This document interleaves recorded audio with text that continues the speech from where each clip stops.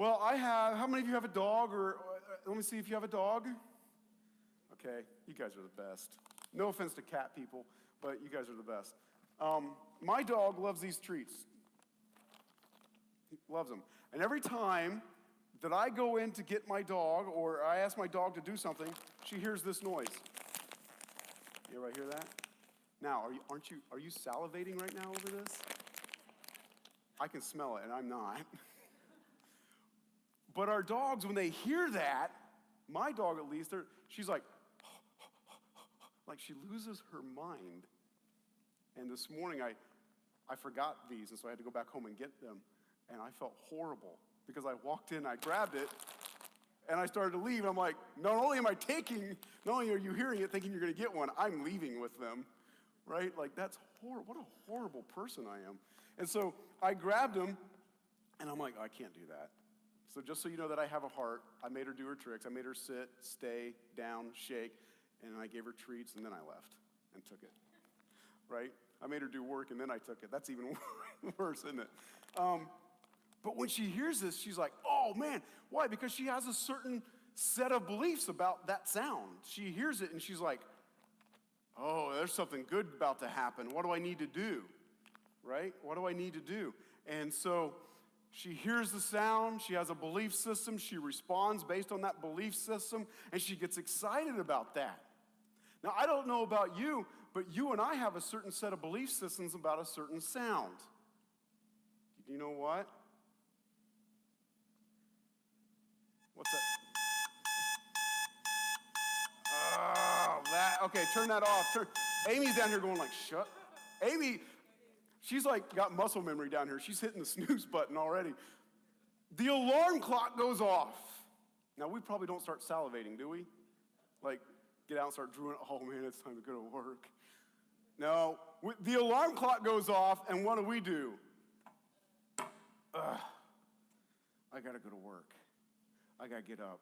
I have to go into this place, and I gotta deal with that person or this person, and 24 hours from now, you're gonna feel the effect of Monday. And you're gonna wish that you had a different approach.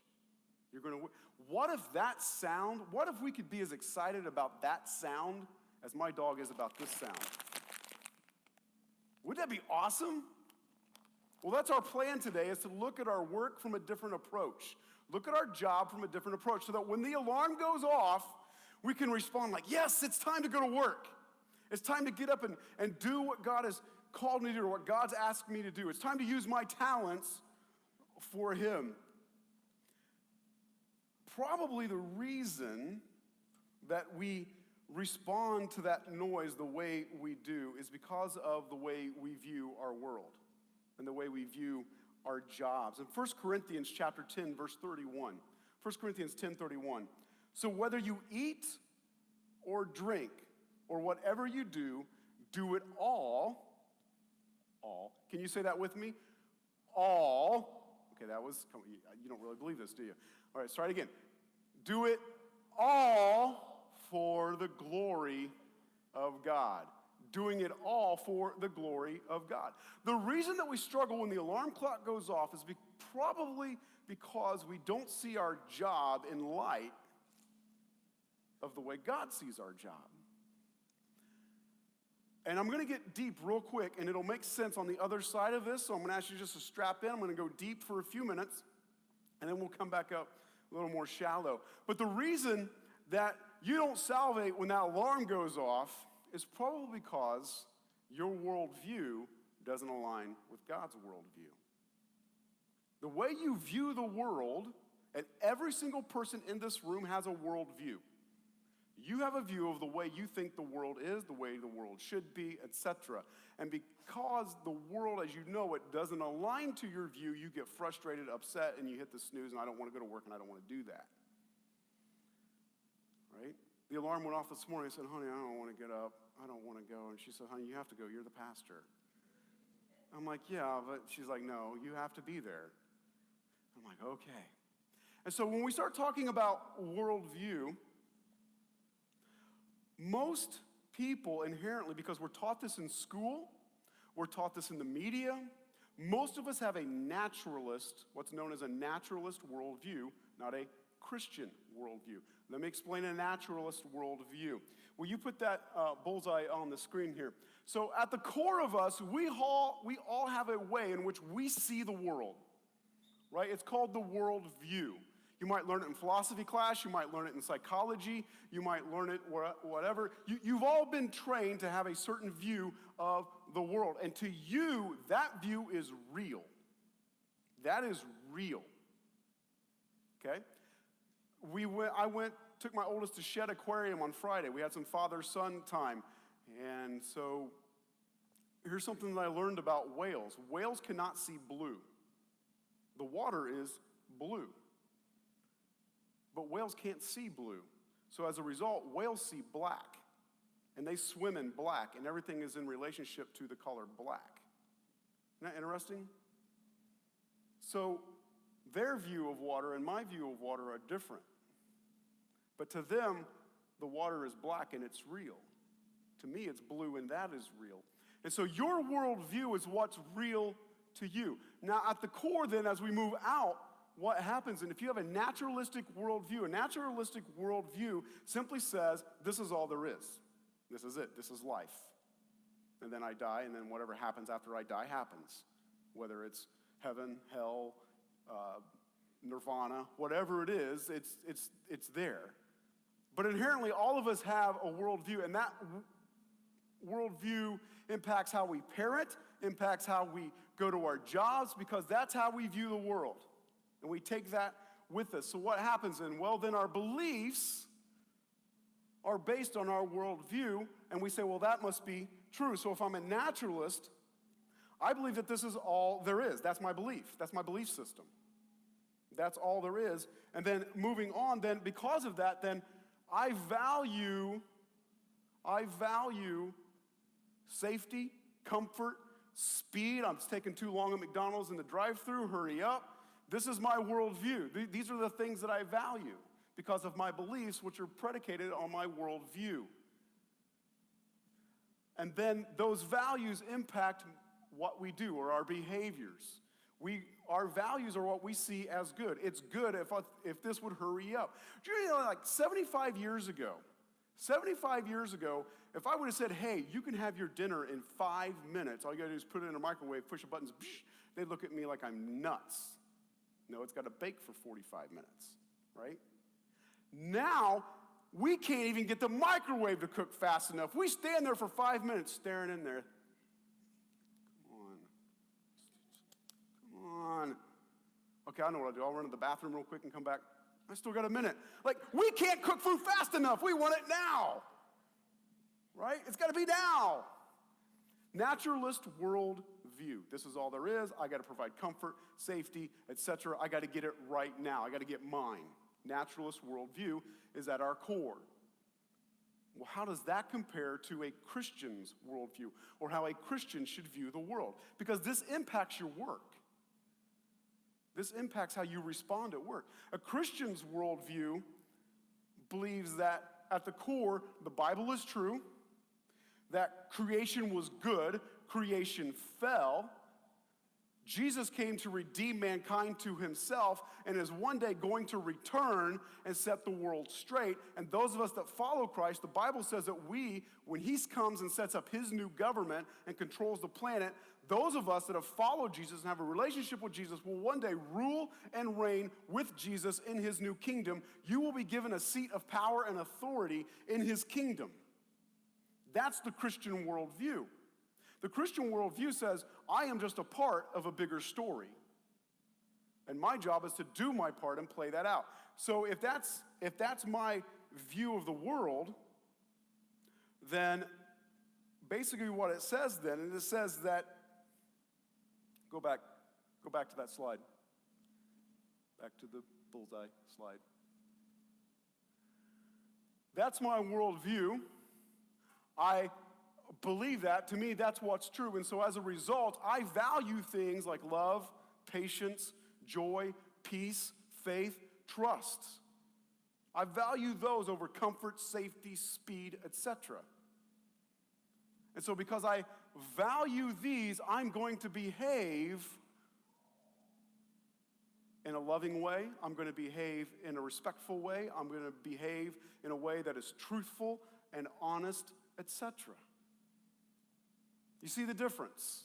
Does that make sense? That if this is all there is, then I have to get mine right now. But if I'm part of a bigger story, and this is true, and this is my view of the world, then I behave and act, and my values are different. And some of you are taking pictures of this. That's probably pretty smart. You can go back and think about that. And there's so much more to that. But all of us have a worldview in the way in which we view the world, right? And so the Christian worldview sees itself playing out in a bigger story. So when we go to work, that worldview impacts how we do our job. That worldview impacts how we treat our fellow employees. Isn't it funny that when you get trained on a new job, they tell you how you're supposed to treat one another? Does anybody find that interesting? Does that concern anybody else? Like when you get on a new job and they're like, okay, now we're a company that values integrity and honesty. I'm like, shouldn't that just be, because my worldview says that's just part of who I am. You don't have to train me in that. The reason they got to train you in that is because that's not most people's worldview. They'll lie, cheat, and do whatever they can to get ahead. But as a Christian, you don't have to train me on this. Now, some of this I'm better at than other things, but I'm working through it. That's a part of my spiritual development and spiritual growth. So last week when we talked about the problem with work, we talked about two things. We said, one, we tend to go work for ourselves and our families and so on, and we go to work, and what that does is that creates an individualistic viewpoint that puts my family as the idol or myself as the idol, and what do? I have to get mine. I have to work, and I have to work, and I have to work, and I have to work, and I have to work, and I have to work, because I got to get mine, because nobody else is going to give it to me, and so I have to go get mine, and I have to go get it for my family, and I better go get it because nobody, and what are you doing? You're looking to yourself as the resource versus God, and so what happens? Well, you're putting yourself as the idol, right? And we talked about that last week. We said the very first of all the 10 commandments is, have no other gods before me. No other gods. Why would that be number one? Because that's the most easiest thing we do. Job becomes number one. Family, I'm working for my family. Well, then you've idolized your family over God. And so, and I know for a lot of you, this is a huge paradigm shift for a lot of you. This is a huge new way in thinking about work. The other thing we talked about is we work for our groups, right? Well, my group's better than your group, and I'm working for this group of people, and we put out a better product than they do, and what happens? Well, then that becomes snobbery and self-conceit, and we talked about things that come out of that as a result, right? Racism comes out of that. Colonialism comes out of that. Socialism comes out of that. All of these isms come out of that. I'm working for the bigger group. So today what we're going to talk about is how do I approach my job with my world, with a Christian worldview? How do I change my approach to work in light of a bigger story that I'm a part of, that I get to be a part of? Because the Bible tells us in Colossians 3:23, whatever you do, work at it with all your heart as working for the Lord, not for human masters. You know what? What he just said? Your boss isn't your boss. Now, don't go to work tomorrow and tell your boss, you're not my boss. Don't do that.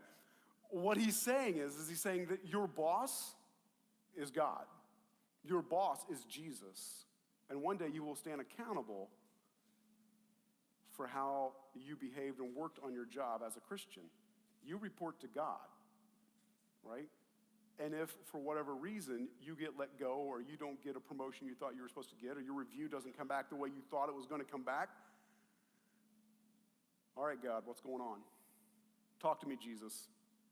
In fact, even in that moment, sitting in the cubicle or the office with your boss, you might want to start praying to Jesus right then so you don't say things that you shouldn't, right? That God is your boss. You work for God. And trust him with the results. Trust him with the grander, bigger story of your life. The Bible says that God is the author and the finisher of your faith. You know what an author does? That was a really simple question. Let's see if you guys tell me, what does an author do? Writes. They write. They write what? A story. Man, even the junior high guys got it down here. The guys and gals in junior high got it. An author writes a story. So if the Bible says that God is the author and the finisher of your faith and of your life, God's writing a story with your life. And so if the review doesn't go the way you thought, trust the author of your story.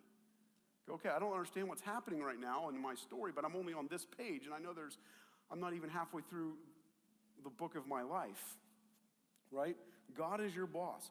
Now look, as God is our boss, then work, I got news for you.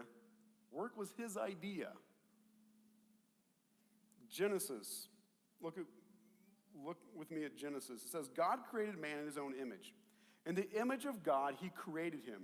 Male and female, he created them.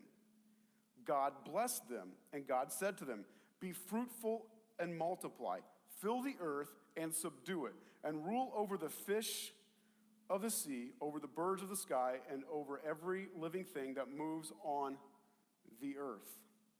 Now, this is before sin and the fall of man entered the world. Work was a part of God's plan from the get-go. He said what? He said, subdue the earth. The word subdue is the Hebrew word kavash. Kavash. It means literally to make subservient, to control, or to make whatever that thing is serve you. So he told Adam and Eve from the get-go, you're going to have to work this earth, and I want you to make this planet serve you. Make this planet serve you, not you serve the planet. Oh, snap. Are we getting stuff out of whack or what? Now, the problem becomes when we make this earth serve us, when we force this earth and all of the goodness that God has gave us in this earth with the plants and the animals, right? And do you know that most medications, I have family that work at Eli Lilly and they work in some of the labs and development, and they said that most of even the drugs that they develop, still the ingredients come from plants. Or they figured out how to synthetically make that ingredient from that plant. Making the earth serve us and our needs. The issue is that we see our needs as selfishly. What can I get out of it? What can my family get out of it? What can our group do to control it? Right? And so sin enters the work. Instead of, how would God want us to do this? How would God have us to control this? How would God have us cause the earth to serve us? The farmers do it every year when they plant and reap the harvest. They cause the earth to produce food to keep people fed or to keep livestock fed so that we can eat. Right? I went to a steakhouse last night and had some great livestock. Right? I mean, God says, make the earth serve you. Serve you in what? In light of what? In light of what God would have the earth to do, not in light of what we would want the earth to do for us. And there becomes the problem. There becomes the issue. It's not like we suddenly split the atom and God went, oh my gosh, I didn't see that coming. God knew we were going to split an atom. But was it his plan to split the atom to wipe out thousands and thousands of people? I don't believe so. Is there positives from splitting the atom? Are there things we can learn from that? Yes, absolutely. And so when we look at our jobs, I just want to go through some jobs. Because what we have to begin to see is we have to begin to see that our jobs and what we do are inherently characteristics of God in the plant, working in the planet. So let's just take an obvious example. And then I'll start getting a little more, maybe what might be a little more complicated for us to see the hand of God in a career or in a job. A police officer, what's a police officer do? Police officer provides safety, enforces the law. They keep me safe. The only reason I don't speed ridiculously on the interstate is because I'm afraid there's an unmarked car sitting somewhere. If it wasn't for that, I promise you I would drive almost every place, everywhere in triple digits. I would. I just would. I looked down the other day. I was going over 90, coming back from Chicago, and I'm like, oh, that's not good. I probably shouldn't be doing that. And I had already passed 2 state troopers. Like, that wasn't warning enough. Now, if you're a state trooper in here, don't write me a ticket, right?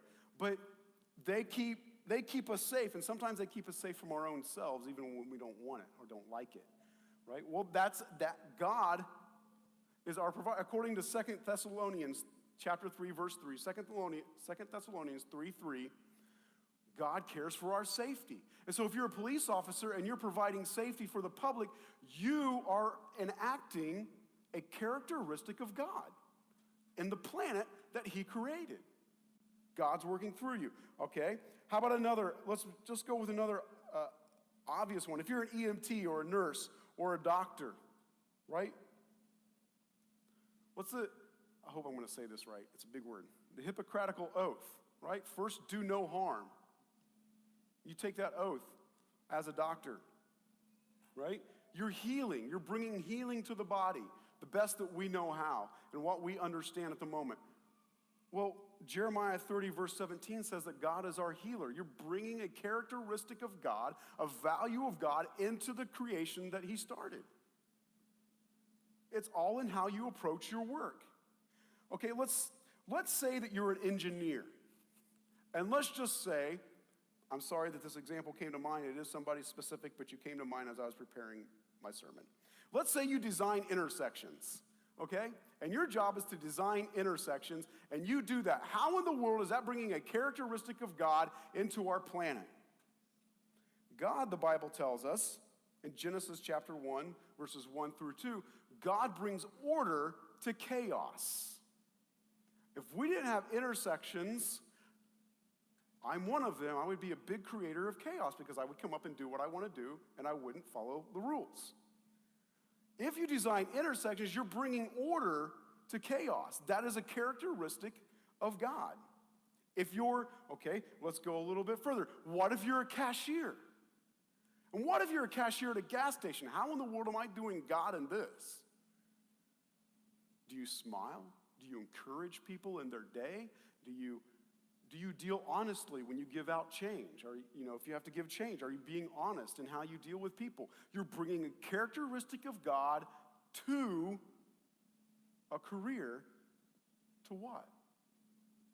To cause the earth and all of creation to come into alignment with the characteristics and the nature of God. How about another one? You sell insurance. You sell insurance. And I know we got a few of those here, right? What are you doing selling insurance? You're providing protection from loss. Or actually what you're doing is you're trying best to your ability to redeem what was lost.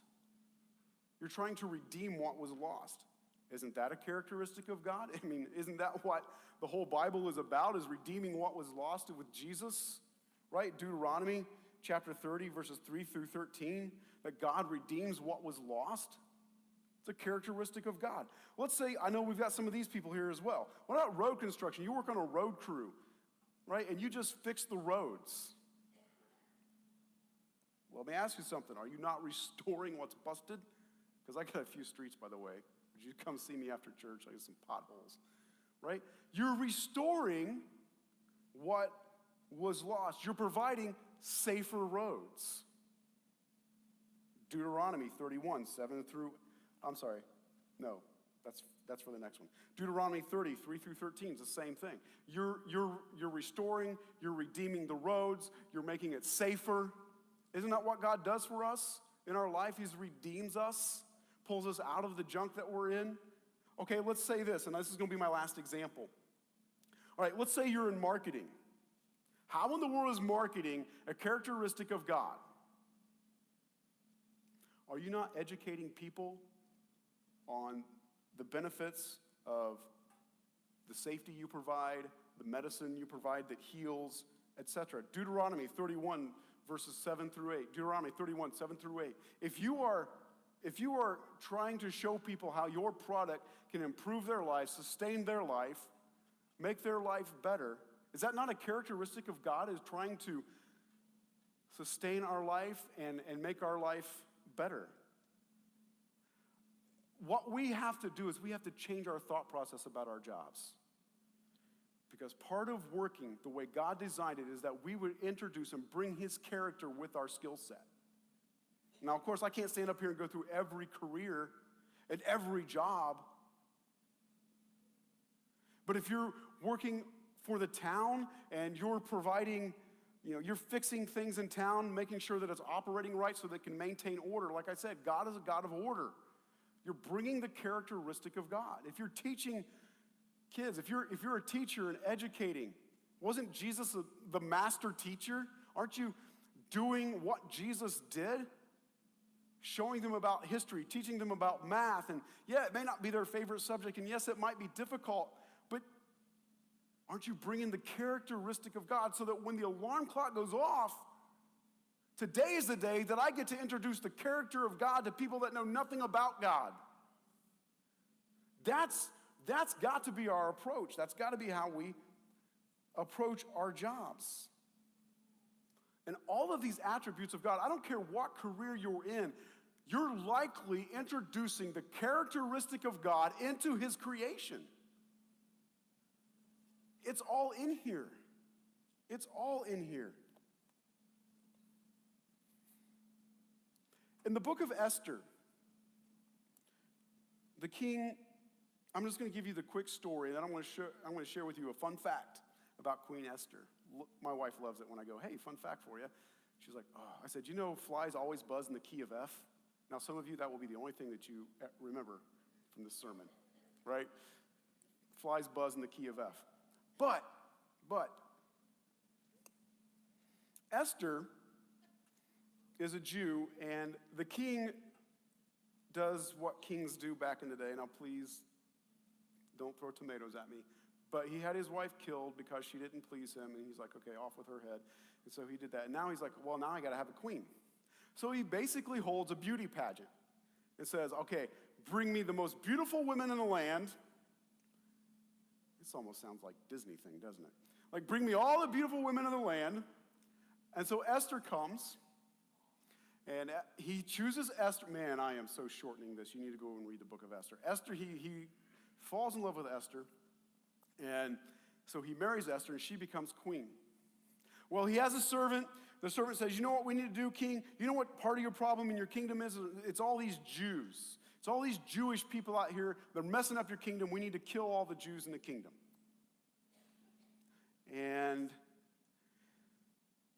the king almost goes down that road.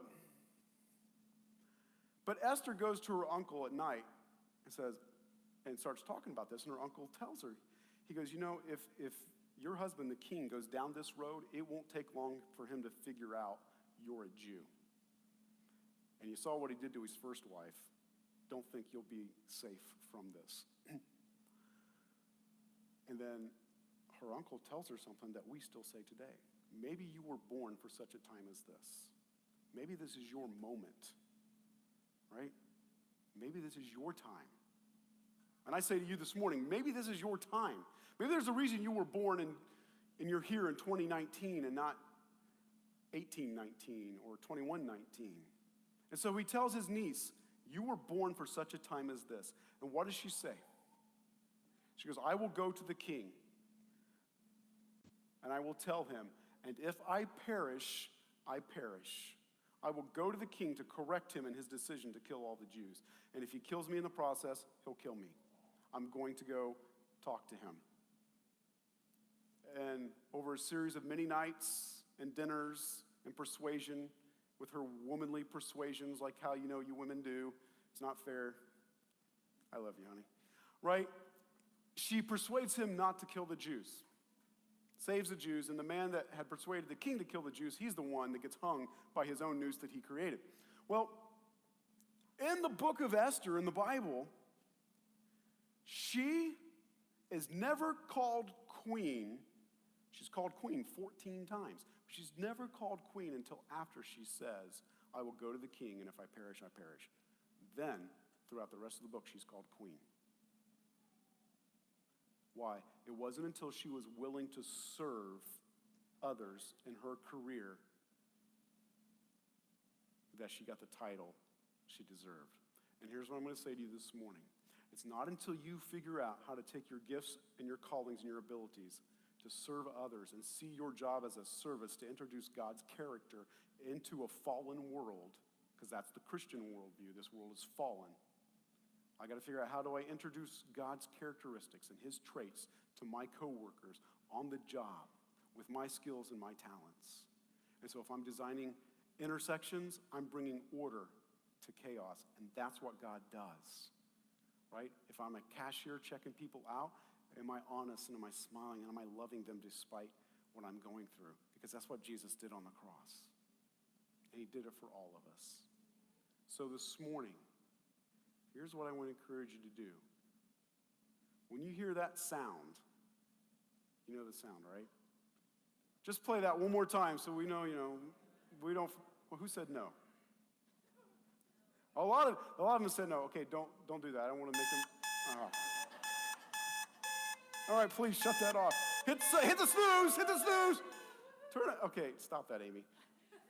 But that's what we should do. When we hear that sound tomorrow morning, we should get up and say, you know what? I live in a fallen world, and God's called me with my skill set to introduce his characteristics into the world. And here's the awesome thing. I'm going to get a paycheck to introduce God to the world.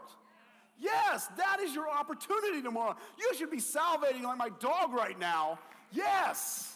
Stand up. Stand up. Give God some praise. Stand up. Let's just give God some praise for the opportunity to introduce his characteristics to a fallen world and get paid for it. That's your approach to your job. That's your approach to your job. As we get ready and close out in song, I just want to say this, that this is the book by Timothy Keller, Every Good Endeavor, that spurred this series. And I know one or two of you in here are reading this book right now. A lot of my points and a lot of things are coming out of this book. It is deep, but if you want to read it, be sure to get it. I'll have it out there as well. You can just take a picture of it. He is the pastor at New York's Redeemer Presbyterian Church. He's also a professor of philosophy. So, I'm just telling you, it gets deep philosophically, but it's good. And so, I just want to encourage you to have that new attitude. Have that new attitude that tomorrow I get to introduce the characteristics of God on my job to a world that's fallen, because my worldview is not that this is it and I just got to get mine. My worldview is I'm a part of a bigger story that's being played out. And I get to do this for such a time as this, to go and serve my fellow humans with my talents and abilities. Amen? Amen. If you're here this morning and you need prayer for anything, I want to ask Amy and Lynn to come down on this side. And if I can ask Steve and Bonnie to come down on this side. And we want to pray with you. Maybe you're just struggling at your job. Maybe job is just a struggle. Next week, we're going to talk about having a new power in our jobs. What's the new power in our jobs? How do we find power to get our jobs done, the drive and the will to get our jobs done?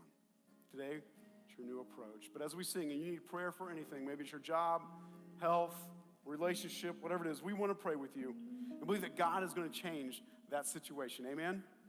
Amen.